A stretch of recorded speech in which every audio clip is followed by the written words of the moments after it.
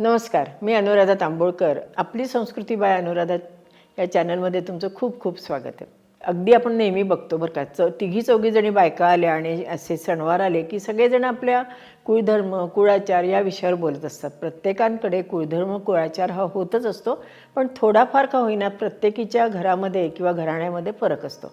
आता हा फरक का बरं असतो, नक्की कुळधर्म आणि कुळाचार काय असतात याबद्दल मला जी माहिती आहे ती मी थोडीशी तुम्हाला सांगणार आहे. कुळ हा मुळात संस्कृत शब्द आहे. कुळ म्हणजे वंश किंवा घराणं असाही अर्थ होतो. मग प्रत्येक घराण्याचे प्रत्येक वंशाचे जे काही आचार असतात किंवा जे काही धर्म सांगितलेले असतात किंवा कुलदेवता किंवा कुलदेवतेची उपासना सांगितलेली असते त्यालाच कुळाचार किंवा कुळधर्म असे म्हटलं जातं. कुलदेव किंवा कुलदेवता ही कशावरून ठरली जाते, तर पूर्वी काय होतं की छोटे छोटे असे समूह होते, ते प्रत्येक ठिकाणी राहत होते. प्रत्येक समूहाची एक कुलदेवता किंवा कुलदैवत असं असलं जायचं.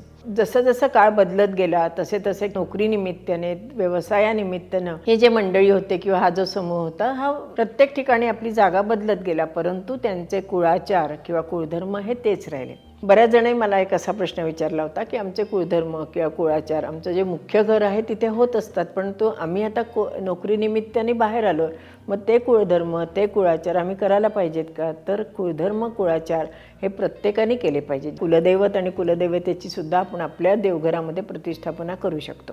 जे आपल्या कुळाचे किंवा घराण्याचे देव किंवा देवी असते त्याप्रमाणे आपले सगळे व्रतवैकल्य ही ठरली जातात. व्रतवैकल्य जे असतात ते कालमान स्थलमान किंवा ऋतुमान याप्रमाणे त्याच्यामध्ये थोडाफार फरक होऊ शकतो. आता उदाहरणच घ्यायचं म्हटलं तर गणपती बाप्पाचं आगमन सगळ्यांच्याकडे होत असतं, परंतु कोकणामध्ये मात्र गणपतीला उकडीच्या मोदकांचा नैवेद्य दाखवला जातो.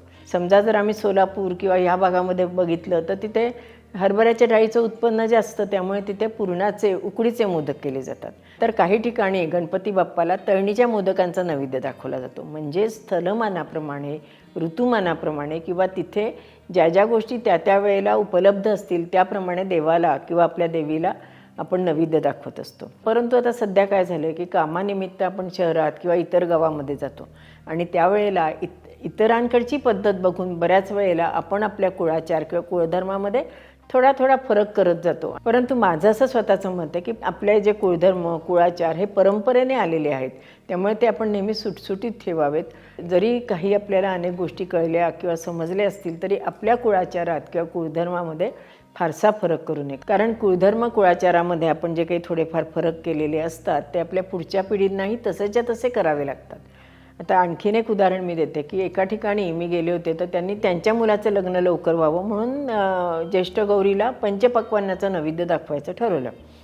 त्यांनी त्यावर्षी पंचपक्वान्न केले आणि मुलाचं लग्न ठरलं, परंतु आत्ता गेले 40 वर्षसुद्धा गौरीला पंचपक्वान्नाचं नैवेद्य दाखवायचं हीच प्रथा त्यांच्याकडे हळूहळू ती रूढ होत गेली. पण आता पुढच्या पिढीला मात्र हे करणं शक्य नाही. अशा वेळेला जो काही आपण त्याच्यात फरक करणार असतो तो नेहमी विचार करून काही वर्षाकरता 2 वर्षाकरता किंवा आपली मनोकामना पूर्ण होईस्तोवरच तो करावा असं मला वाटतं.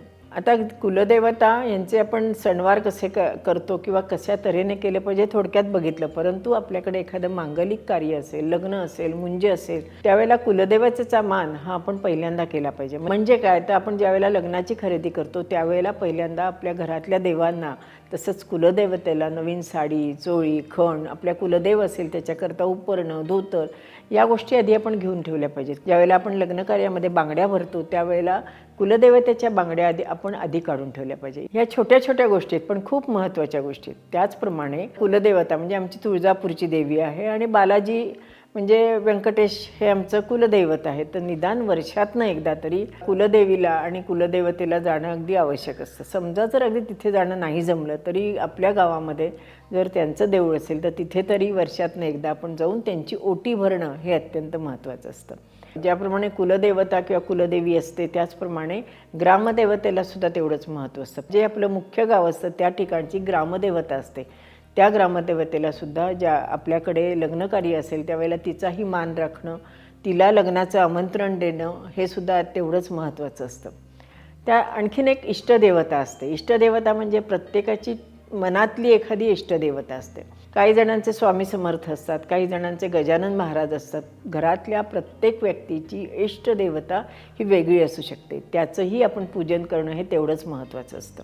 मला जी आत्ता माहिती कुळधर्म कुळाचाराबद्दल जी माहिती होती ती मी आपल्याला सांगितली, परंतु प्रत्येकाने आपल्या घरातले ज्येष्ठ मंडळी किंवा आपले गुरुजी असतील त्यांनाही आपल्या कुळधर्म कुळाचाराची माहिती विचारावी आणि त्याप्रमाणे आपण आपले कुळधर्म कुळाचार केले तरीसुद्धा चालू शकतं. फक्त एकच मला सांगायचं आहे, कुठलेही कुळधर्म कुळाचार सणवार करताना कुठल्याही प्रकारचं टेन्शन न घेता हे अतिशय आनंदाने आणि भक्तिभावाने आपण करावेत, म्हणजे आपल्याला त्याची फळप्राप्ती होते. असेच माहितीपूर्ण व्हिडिओ बघण्याकरता आपली संस्कृती बाय अनुराधा या चॅनलला लाईक करा, शेअर करा आणि सबस्क्राईब करा. आणि हो, बेल आयकॉन दाबायला विसरू नका. धन्यवाद.